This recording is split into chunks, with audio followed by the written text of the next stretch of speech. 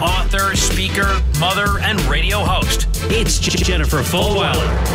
And we're back on the Catholic Channel. Well, it's about time. SiriusXM 129.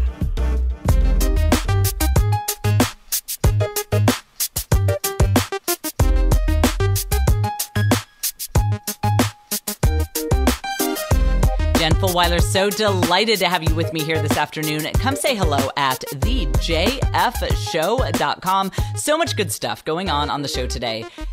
And this whole hour is really my science nerd hour. I was just talking about how excited I am about the eclipse coming up on August 21st. We have all these big plans. I am actually on the air when the eclipse is happening, which is just like the coolest thing ever. And right now I am so excited to be chatting with Brad Cooper. He has an organization called Purpose Nation that encourages Christians to pursue work in the sciences.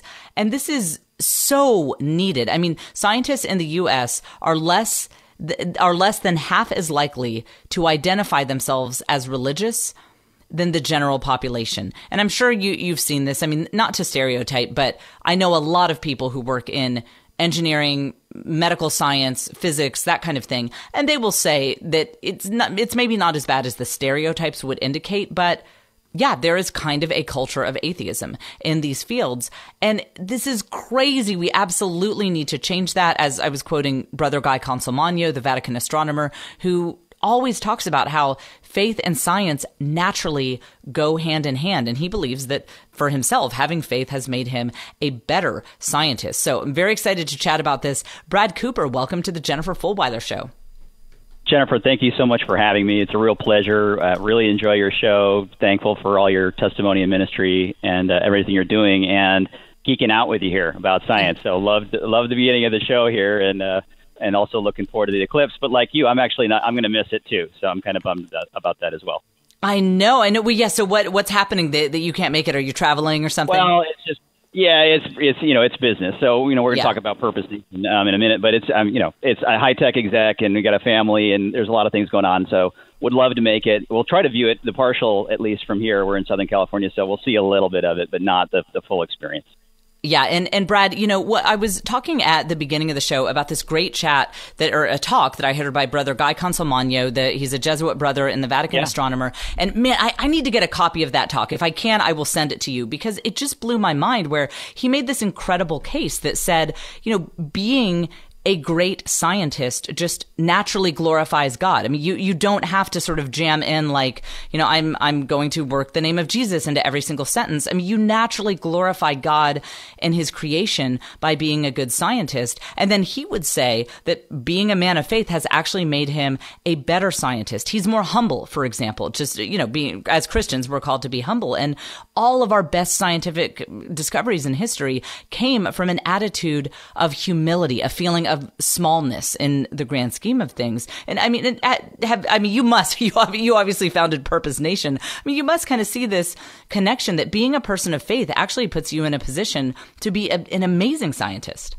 Right, absolutely, yeah. And so, Purpose Nation, one of the things we've been doing is talking to scientists as well as people in high tech, and there's related fields, and I'll talk about that in a second. But yeah, they absolutely say, that it goes one way or the other. Either they're Christians and then they become scientists, and part of that is because they just see the awe of God in nature, and and like you did, and so that either causes them to go into science, and then they look at the science that they do from a different lens, or they're already scientists, and then they convert to Christianity, and then they look at their work in a whole new way and see meaning into the science that they're looking at. But as far as what they actually do, it energizes them. These are many people in the science fields.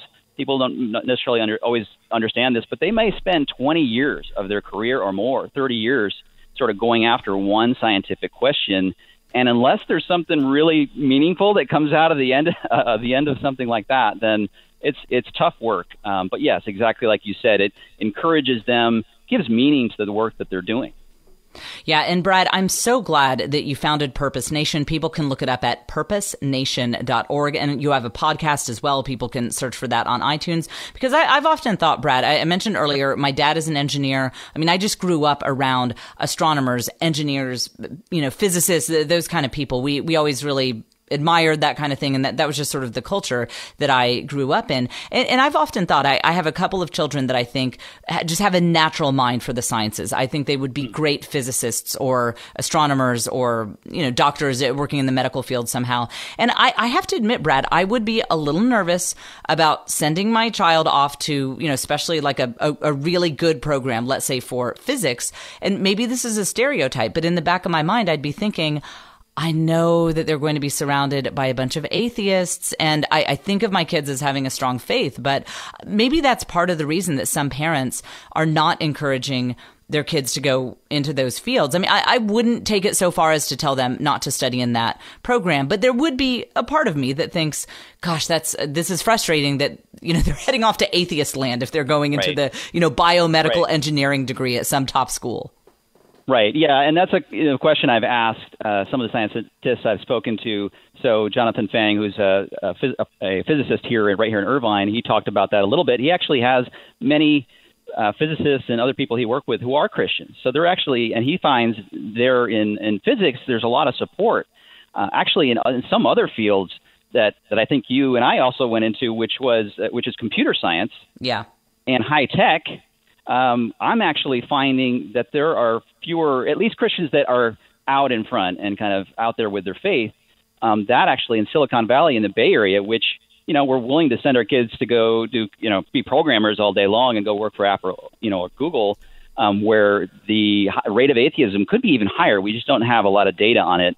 And then also, the other thing I'll say too is a lot of our children will have a calling to go to places like Africa and work where there's in very dangerous conditions, and one of the things I did was work for an organization called World Vision and we're just blessed to see some of the work there. But there's a lot of dangerous conditions that we could be sending our children off to. But, you don't hear anybody saying, oh, why are you doing that? You're going to run into a lot of, things that are going to challenge them in their faith and all that. But, as Christians, we've sort of made that leap, and it sort of makes sense, to go serve the poor. Well, one of the things one of the astronomers and astrobiologists that I talked to is actually a great Catholic guy, Professor Jonathan Lunine. He's actually one of the top physicists at Cornell. Brother Guy that you just mentioned was one of the key reasons he actually went into the Catholic faith. He had a long story. You can hear it on the podcast. It's actually our first episode of the podcast. Just an amazing story. But one of the things he said at the end of the interview, when I asked him, very similar question to what you just stated, and he said, don't be afraid. Don't be afraid. Yeah. Use your faith, give you strength. Now, as you said, you do sort of have to gear up, right? You do have to equip yourself. You have to be ready with those challenges and people who may challenge you in your faith and have all the data and some of the things that you were mentioning earlier here in the segment about the Big Bang and something. You don't have to be an expert, but at least have your basics down in terms of the things that you know. But the other thing I'll say, Jennifer, too, though, is atheists have sort of put us on the defensive. Yeah. Which really shouldn't be. It shouldn't be the case. As you said, there's lots of historical Christians who led the way in science. But not only that, we sort of have to get past that as Christians. There's this compatibility issue that the people I interviewed, they're sort of getting, actually, frankly, a little tired of it, because why is there this concern, even among Christians, that there's some compatibility issue with science and faith?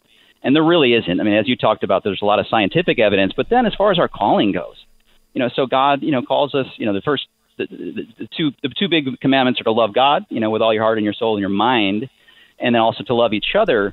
In doing that, what better way to do that than through science, and not scientism, as you said, but using science as God's gift. So, if you love someone like you love the Lord, why not learn more about them? Why not explore God's creation? And you can do that. What a better way to do that through science? Same thing with loving each other. What better way to do that than to come up with cures for diseases, to ease suffering? A lot of the things that we do as Christians to address those things are a little more on the symptomatic side. We kind of address the symptoms. As scientists or even as technologists, using God's gifts, you may actually come up with something that helps millions or billions of people through some discovery in either science or technology. So I really feel like atheists have sort of put us on the defensive and made us fearful when we shouldn't be. We should, trust in God and be willing to accept that calling in science or technology if that's what's calling you to do. I love it. And I so love it that you founded this organization, Purpose Nation, and that you have a podcast. It's a new podcast. I actually just subscribed to it. People can search for Purpose Nation on iTunes, I use Podcruncher, wherever they follow their podcasts. It's the Purpose Nation podcast. And you do great interviews there where you talk about this exact kind of thing, Christianity and the sciences. I really encourage people to check it out. And I love what you said about, it's like John Paul II said, be not afraid. And if your child is saying, hey, I'm thinking about going into a career in this field, let's say it's a field that is kind of known for its atheism. I know you and I both have backgrounds in the high tech world. That's where I met my husband. We were both working at a tech startup. And I don't think there was actually a single Christian at our entire company. I mean, it was just not the culture at all. And so, I think some parents might have a little bit of fear, like what would that do to my child's faith if they end up there? But we can't live our lives making our decisions based on fear. And we should look at it as an opportunity, like say, great, that's fantastic. You will learn more about God's creation. You will be able to contribute to the world in a new way. And who knows, you might actually influence some of your colleagues. Yeah, and the only way to change it is to actually go into those fields, right? And so if there is sort of a self-fulfilling prophecy, if we decide not to send our children there, that just sort of reinforces the whole problem. And there are people who are there. And like you said, so I was, you mentioned you had a show yesterday about how you met your spouse. I met my wife actually at Apple. Oh, that's awesome. There. And, there's Christian groups there too. So there are Christian groups, again, it's a little, even high tech, it's harder for people to come out and sort of say, yeah, I'm going to be out there with their faith. One of the folks it's an interview that I'm going to be posting next week is with a guy named Pat Gelsinger. He's the CEO of a company called VMware. It's a $40 billion company. Wow. And he's a Christian who's out there with his faith. And he actually, it's kind of a funny thing. He calls VMware, his company, he's the pastor of his company. Wow, and that's not something you normally can say as the CEO of a $40 billion high-tech company. And granted, he's rare. He's sort of the first one I've found that's sort of that out there and that high level. But they're definitely out there. And so, again, don't be afraid. There's lots of groups you can find within companies. They actually have prayer meetings. He was at Intel for many years. He was actually their youngest vice president. And he started a prayer group there at Intel. And that's actually the case at many organizations, many companies. You'll find this as well. So at UC Irvine, the physicist that I mentioned, Jonathan Fang, they have prayer groups there. They get together. So there are groups of people in science and in high technology in these companies and these universities and there's also obviously lots of there's Cru, and there's all these other, there's Catholic kind of student groups as well, where you can sort of still reinforce your faith and your belief and kind of gird up, and then you can sort of, let the atheists come and not worry about it. Yeah. And, Brad, and again, I'm so glad to be having these discussions. Really encourage people to look you up at purposenation.org. And I think that one of the things, I didn't work in the sciences per se, but I think the high tech world has a lot of overlap there. And the type of programming I did, it wasn't like Java or C++ or anything, but I did like PHP programming, having, web interfaces, work with databases. All of my listeners are like, wow, who cares? Anyway, I did I made websites work with databases. We'll leave it at that. And I was an atheist at the time. And I did feel like that work in a way, because I didn't receive this well-rounded education in which I understood the role of philosophy and, the right way to sort of approach evaluating life's big questions, that, the elegance that you have when you write some code and it all works and it's all perfect. And it's this binary, it works or it doesn't. There is no gray area, like your code gets the stuff out of the database or it does not. And there's nothing else to be evaluated there really. It got me in this sort of way of evaluating life that way. I needed everything to be just perfect and have a crystal clear answer.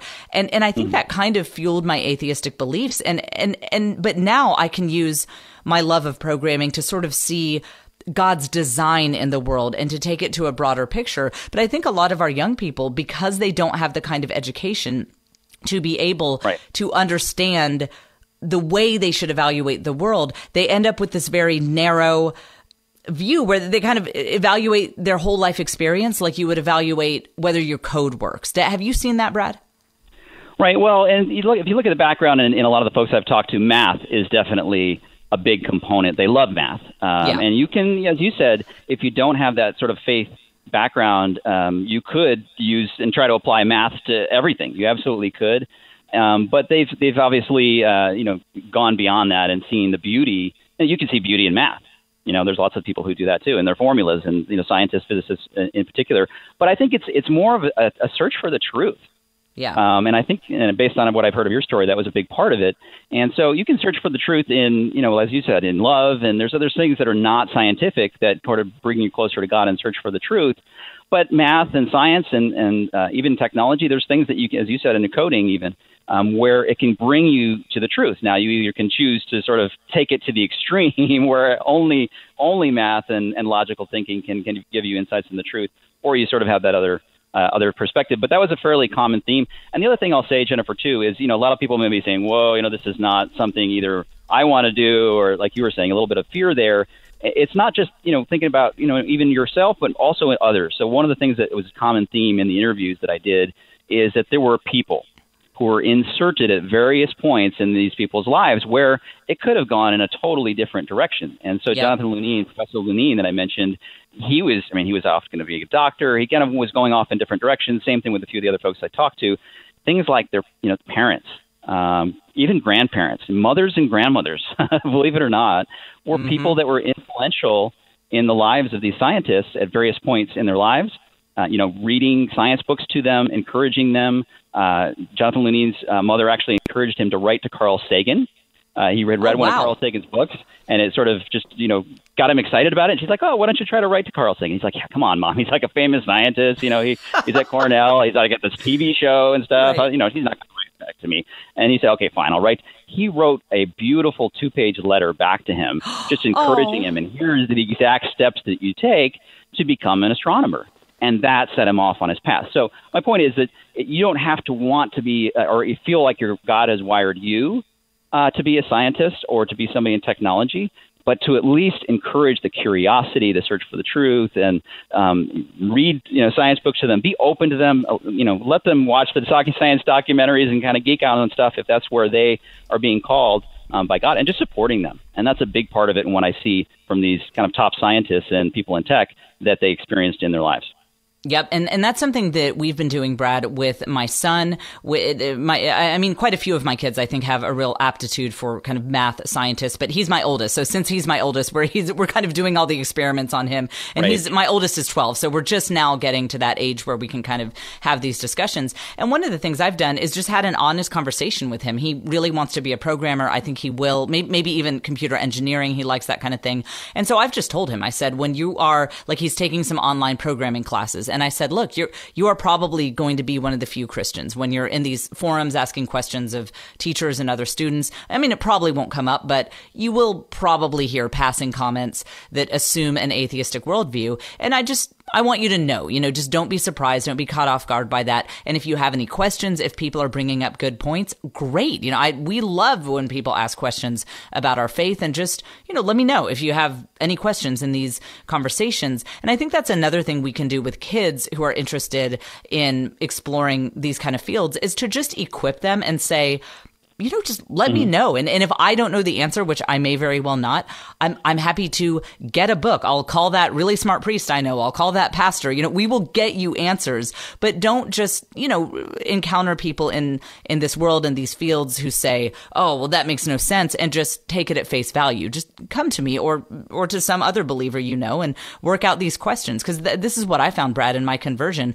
Christianity has been around for 2,000 years. It has fielded a lot of tough questions, and it has some pretty good answers. Yes, it does. And as you said, there are definitely people you can talk to. I mean, so you had Lee Strobel on last week. I love him too. Great, Christian, and wrote about a lot of these questions that atheists will have. So there's lots of ways to equip yourself with books like that, people around you. And even at these companies, you will find some of them may be hiding, but they're there, and they're going to support you. Even at some of the so another guy that I had on the second episode of the podcast, he actually was at Google for 7 years. Wow! And he was in Africa for many years, but a great, strong Christian, great family guy, and he went off and started his own app. It's a Christian prayer meditation app It's great. It's called Abide. And Abide? Oh, I'll have to look that up. That's so cool. Yeah, it's Abide, and there's a link to it on the podcast page there. But anyway, he was at Google for 7 years, and I did ask him, some of those questions about, was he challenged and all that. And for the most part, people aren't there attacking you. I mean, these are companies; they're professional people. I mean, they're not. It's very rare, actually. I personally, in being a high tech for 25 years now, I've never had anybody sort of question my faith or anything like that. I hear a lot of the same things from the scientists I talk to. Very rarely, occasionally, you'll have somebody come up to you. Pat Gelsinger has a great story about a guy who confronted him in the hallway, and that was just a very funny and amazing experience where he confronted him. But he actually, use Pat as another example, but he was a great witness, even within a company like Intel. So the CEO of Intel, he told a story about that, where he used to use some profanity in things like meetings and things like that. And Pat took him aside one time, and this is his boss. And he said, I really appreciate it. Maybe if you would not use some of those profanities so much. And he was just all concerned that he did that. He's like, oh, what did I just do? It turns out the CEO's wife came up to Pat one time at a dinner, and he said, Pat, thank you. Thank you so much for saying that to him. I guess apparently he stopped doing that. But anyway, wow, that is so cool. Yes. But there's lots of people there who you may not even know. So again, as you said earlier, be not afraid. Just go in there armed with whatever you have. Don't worry about it. And again, we're on the defensive, and we shouldn't be. We should be out there proactively. There's potential cures for cancer and diseases, and in the medical field, there are technologies that could help people who are starving in Africa. I mean, there's 16,000 children still that die every day in Africa. I mean, there's big challenges we have, and we need Christians to be there. They need to be at the table when people are talking about artificial intelligence. There's these transhumanists out there who really have some really nutty things to say, and we're not there. We're not there at those tables, and we do need to be competent in all of these fields. But there's lots of challenges that we're facing here in humanity, and Christians need to be there. Yeah, I couldn't agree more. I mean, especially as technology gets more powerful. I mean, we just have some amazing things going on that can be used for good, that can really, help cure diseases. Right. And in fact, we had a Father Tad. I am not going to pronounce his last name correctly, so I'll just call him Father Tad, and he's a priest. But he has this incredible background. He has degrees in philosophy, biochemistry, molecular cell biology, another one in chemistry. He's got his PhD in neuroscience from Yale, and he's worked at Harvard Med School, and he's a priest. And he is really wading into these fields of bioethics. And, he's not being extreme about it. He said, there are actually a lot of really good things going on that sometimes people in Christian circles, they hear about it, they misunderstand how this technology is actually being used. So sometimes he is actually educating Christians and saying, let me tell you the details about this one medical technology. It's actually not that bad when you know what they're doing. But then this other thing over here that might sound fine, that one's actually really scary, and we need to look at this one. And what would we do without voices like this? Like if he had said, oh, well, I want to be a priest, so I shouldn't get that PhD in neuroscience from Yale. I mean, think about what a tremendous voice our culture would be missing. Right, and that's, again, I keep bringing back Pat Gelsinger, but that was actually a decision point that he reached. He either wanted to be a pastor or he wanted to go work at Intel. Oh, wow. It doesn't necessarily, it doesn't have to be that stark of a choice. And he figured that out. Or he didn't figure it out. God sort of said, okay, here's your answer. You're going to be a pastor and you're going to go work for Intel. And he's like, okay, how do I do that? But bringing your faith and your purpose into your work and seeking out those things that, God can use you for. And again, there's many challenges. Yeah. So you mentioned just in terms of recognition in Christians. So yeah, one of the other statistics that was very concerning to me was that something like only 1 in 4 Christians even have an interest in reading science news. Oh, wow. So we have a compounding set of challenges here where there aren't enough Christians in these fields. There are people at very high levels who are usually atheist. Especially, in some of the high levels of academia and then also in technology. But we've got some very serious issues that I sort of look at it as Christians, we're very well prepared for the second coming of Christ. Yeah. There's a good chance he may not be come like a thief in the night, but I feel like the future is coming like a thief in the night to us as Christians, and we just need to be prepared for it, and we need to, encourage people to seek out a calling. And it obviously has to be a calling. All of this, we can talk about, all of this and still not be a calling for someone in particular, but just being open to it, exploring these things and saying, hey, God, is there something that you want to use me for? And I realize there may be some challenges, and I realize that there may not be a lot of Christians in this field, but God, help me to understand if this is something you want me to be a part of. I love it. I really encourage people to follow the great work that you're doing at the Purpose Nation podcast. Just go search for that on iTunes, wherever you listen to your podcasts. And of course, the website is purposenation.org. And Brad, before we run out of time, I actually wanted to get your assistance with something. So I was at a get together with some of my husband's friends. It was a kind of college thing. A bunch of people from business school, stuff like that were there. And I ended up in a conversation with a very friendly atheist guy. And he was one of these really sweet people who was great to talk to. He thought the fact that my husband and I both came to faith was interesting, and we were talking about that. And he said something like, well, I just couldn't really buy into a belief system without proof. And I said something that was so inarticulate. I said something like, well, God can't be proven, and there are, not every single thing we believe should be something that it has, proof in the sense of like a courtroom, proof. And actually, you can hear right now, I don't do a good job of explaining this. When this sort of subject comes up, how do you explain to someone that, on the one hand, what we believe in matters of faith was never meant to be proven in a scientific laboratory? If you're approaching it that way, sure, you will never find God, because that is not the way it was meant to be approached. But on the other hand, Christianity does not believe that you have to check your brain at the door. There is absolutely, I wrote about this in my book, there is good evidence, good reasons to believe what we believe. Do you kind of have your own concise way when someone thinks that you have to set aside all reason to, have Christian beliefs? Do you have kind of an elevator pitch answer for that? I don't know if I'd say that an elevator pitch. It's usually a longer conversation, unfortunately. And if somebody's looking for sort of a response, and I have to say this is sort of what I'm trying actually to go against a little bit. And I'll answer your question. But what I was trying to say is that they're putting us on the defensive, and I don't feel like we should be. I think if they see that Christians are in sciences and they're top Christians that are there, they should look at Christians and say they're the ones leading the charge. They're actually the ones who are leading, the search for life on other planets, like Dr. Lunine is. He may be part of a team that actually discovers life. It's there in Enceladus, which is one of the moons of Saturn. There are very top scientists who are out there. They're top. I sort of just ignore the question to some extent and kind of move on, because they're trying to trap you. But there's lots of things in science that don't. Yeah, they're putting you on the defensive to avoid kind of realizing the other issue, which is the moral issue and these other things. It's sort of a distraction, and they think they're looking for a gotcha. Yes, you can have lots of responses. One is that I use, obviously the multiverse is not probably something that we are going to be able to prove. String theory, which they've been trying to come up with something for it for 30 years, most likely there's a good chance that it may not ever be proven. There's lots of things in science that people spend their careers on, decades on. There have been people that are working on string theory for 30 years, and it's most likely might not ever be proven. And so it doesn't mean that it's not important. It's not important to humanity or important to us in trying to find the truth. And yes, we are going to look for things that are true, and we'd love to have some proof for it.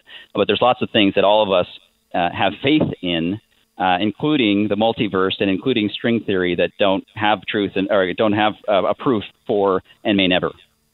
Brad, that is such a great answer. Yeah, so I love that vision of someone comes up to you and says, well, I don't think faith is compatible with reason. And your answer is, you know what, I'm really busy on my master's thesis about orbital mechanics. So can I get back to you on that? And then I have to go to church. And so can we have that discussion another time?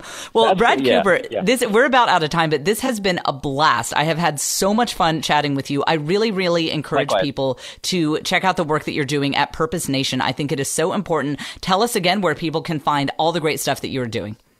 Okay, purposenation.org. We're actually also working on a book. It might come out sometime next year. But right now, yes, purposenation.org. Follow our podcast and the interviews, and we'd love to hear from you. And thank you so much, Jennifer. Yeah, Brad, this has been so much fun. We definitely want to talk to you again soon. And in the meantime, keep up the great work. Thank you, Jennifer. Love being on the show. Thank you, and keep up your good work as well. God bless you. All right, thanks. Take care. And we will be back with more after this.